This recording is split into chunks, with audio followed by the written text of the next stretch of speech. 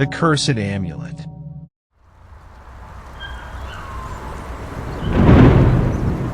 It was a sweltering summer afternoon when I first saw it.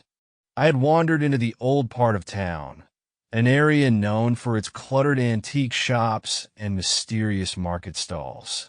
There, among dusty relics and forgotten trinkets, lay an object that seemed to call out to me.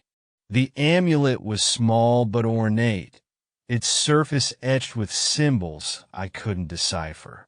At its center was a blood-red gem that seemed to pulse faintly, like a beating heart. "How much for this?" I asked the stall owner, a frail man with sunken eyes and an air of unease. He hesitated, glancing around nervously. "That's not for sale," he said in a voice barely above a whisper. I wasn't one to be deterred. I slipped a crisp bill onto the table, far more than the amulet was likely worth. The man's eyes darted to the money, then back to me. With a sigh, he snatched the bill and pushed the amulet into my hand. "You've been warned," he muttered, his words chilling despite the midday heat. "That thing brings nothing but death." I dismissed the old man's warning as superstitious nonsense. Back at my apartment, I examined the amulet under better light. It was beautiful in a way that felt almost unnatural, the gem's crimson glow casting faint shadows on the walls. That night, I had the first nightmare. I was standing in a dark, desolate place, a vast wasteland littered with broken bones and scorched earth. In the distance, a figure stood watching me, its face obscured by shadows. The only feature I could discern was its eyes, burning embers that pierced the darkness. When I woke, the amulet was lying on my chest, though I distinctly remembered leaving it on the desk. Over the next few days, strange things began to happen. My car, which had never given me trouble, refused to start. My boss at work handed me a pink slip without explanation. And then there were the accidents. A heavy mirror falling inches from where I stood, a sudden electrical fire that nearly engulfed my apartment. At first, I chalked it up to bad luck. But as the incidents grew more frequent and more violent, I couldn't ignore the pattern. The amulet was always nearby when something happened. Desperate for answers, I took the amulet to a local historian, Dr. Evelyn Cross, who specialized in ancient artifacts. Her office was cluttered with books and relics, the air thick with the scent of old paper. When she saw the amulet, her face turned pale. "Where did you get this?" she asked, her voice trembling. I explained, and she listened in silence, her expression growing darker with every word. "This is no ordinary trinket," she said when I finished. "It's a relic from the time of the Akkadians. According to legend, it was created by a sorcerer who sought to imprison a malevolent spirit. The spirit is bound to the amulet, but its curse lingers." "What kind of curse?" I asked, though I already feared the answer. "Misfortune, death, and madness," she said.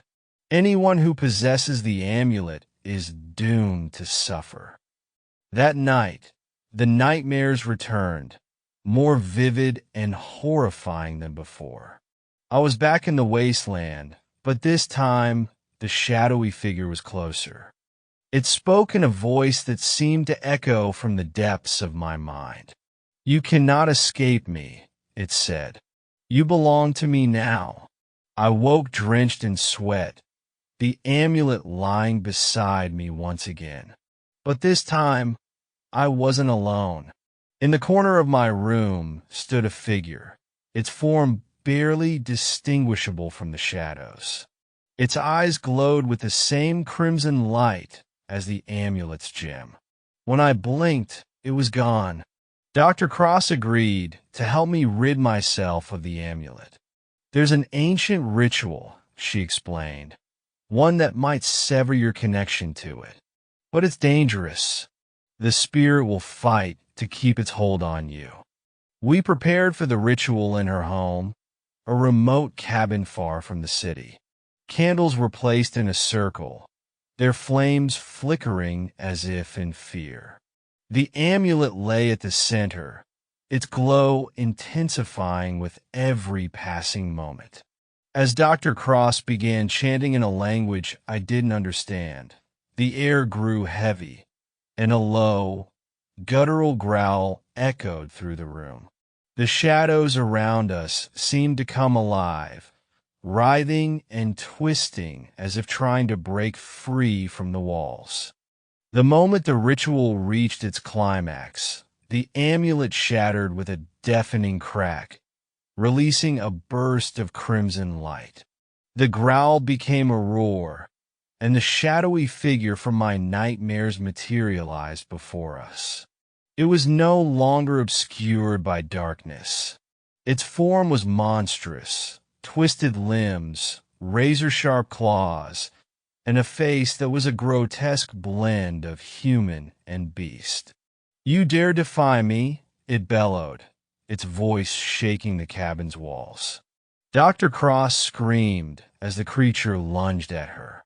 I grabbed a nearby iron poker and swung it with all my strength, but it passed through the entity as if it were made of smoke. "You cannot destroy me," it hissed. "I am eternal." In the chaos, Dr. Cross shouted instructions. "It can only be bound again. Use the symbols." I realized she meant the runes from the shattered amulet. Desperately, I carved them into the floor with the poker, the creature's roars growing louder with each stroke. As the final rune was completed, the entity froze, its form contorting and shrinking. With a deafening scream, it was pulled back into the shattered remains of the amulet, which began to glow faintly once more. Dr. Cross collapsed, blood trickling from her nose. "It's done," she whispered, "but the amulet must be destroyed completely, or the cycle will repeat." We took the amulet's fragments to a foundry and watched as they melted into molten slag.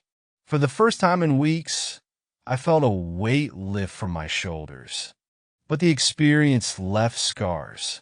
Dr. Cross and I parted ways, both of us haunted by what we had seen. And yet, some nights, I still hear it, the faint growl, the echo of a voice from the depths of my nightmares. "You cannot escape me," it whispers. Months later, a fisherman in a distant town pulled a strange, glowing gem from the riverbed. The curse, it seems, is far from over.